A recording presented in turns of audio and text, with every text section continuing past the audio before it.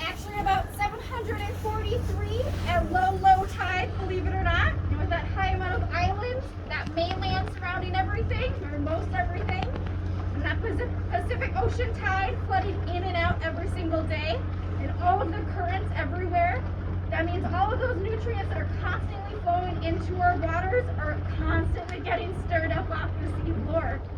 That provides a really lush plankton population, which is a great foundation for that trophic scale. And that trophic scale works all the way up towards those marine mammals that we love so much. So I decided just to give you guys a crash course on just a couple of our wildlife out there, even though there are so many. But these are some of our common ones that we have in good basis spot form. Got them all mixed up. Alright, so good to know that there are two different types of marine mammals. You have your pinnipeds, which are seals and sea lions, and then you have your cetaceans, which are whales, dolphins, and porpoise. Our most common pinniped out there is, of course, that harbor seal. Now, as you can see, they're great at camouflage, so look just above the water's edge. Anything that looks like a rock may be moving, probably not. That's going to be your harbor seal. When they're swimming out in the water, you're going to notice something that looks like a volleyball or that Wilson head floating around. That too is going to be your harbor seal. That's it. A little bit larger than those guys, and by a little bit I mean a lot of it, are the stellar sea lions. Now these guys are my personal favorite because they're basically dinosaurs out there. They're the world's largest sea lions, and they can get about 12 feet long and over 2,400 pounds. So think of a male grizzly bear and double that, and that's your Wow. sea lion. Now the cool thing about these guys is that if you were to come out in July with us, odds are you're not going to see them because they actually migrate mostly up towards Alaska where the ladies are hanging out. Down here we get mostly males. It's basically a bachelor pad, and they are awesome. They're going to be golden brown. They're going to be up higher on the islands. They're going to be in the water. You name it. They're a lot more mobile than those harbor seals are. Now we have tons of birds out here as well, which is something you are 100% going to notice on any given day year round. One of our favorites is, of course, that bald eagle. The exciting thing about bald eagles around here is we have the highest amount of breeding pairs and nesting sites in the entire lower 48. That is awesome, since it wasn't too long ago they were still on the endangered species list. Now this time of year you can spot the mature adults with that white head, stands out like a golf ball against the greenery when they're perched up on the trees.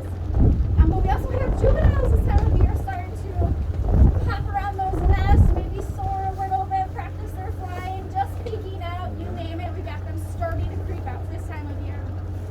And they're going to look like this, except no white head, and they're going to look very speckled out there as well. More importantly though, if you guys see anything that looks like this, whether you're hanging out with us today on board or out kayaking or in the boat by yourself, this is a great thing to look towards when trying to find any wildlife here. So this active amount of birds just above the surface is a good indication of a bait bone.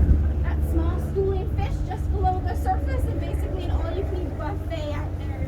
So you get tons of birds in there, sometimes those bald eagles, you get all those pinnipeds, but it's also a good spot to look for any type of cetacean, whether it's a whale, a dolphin, or a porpoise.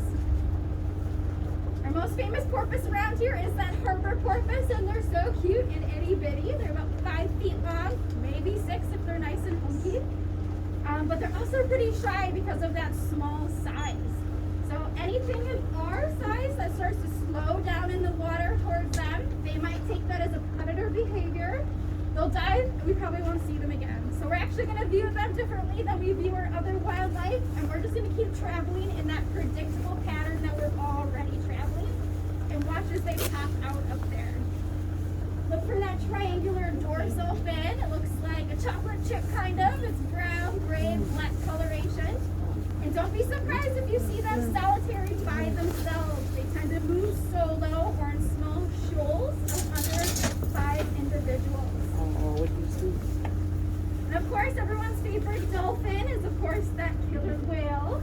So you hear me talk about killer whales or orcas or sea pandas or sea wolves, just know we're talking about the same thing. That orca killer whale thing confuses people a lot more than I realized. But we have two different ecotypes here in the Salish Sea, which is incredible. It's good to know what an ecotype is. That means they're culturally unique. They feed on different prey species. They communicate different. They're genetically diverse, and they speak different languages from one Katie, another.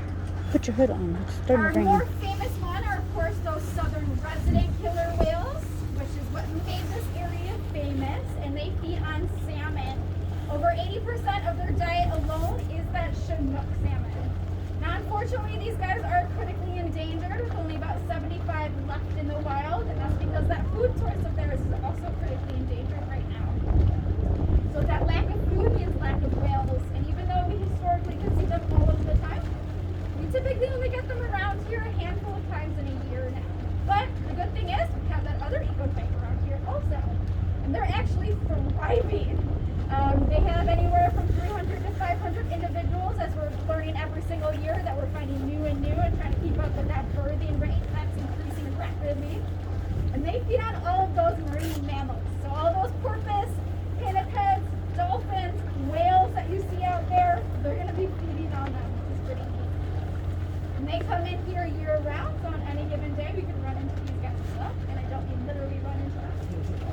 Now, either way, for whichever ecotype that we're looking for, look for that black dorsal fin, because there's nothing else like it out on the water. For females, it's going to be about 3 to 4 feet tall, and for males, it can tower over 6 feet. I Damn. feel like it's taller than at least most of us on board right now. Kind of creepy. All right. So you guys have any questions about this wildlife or anything else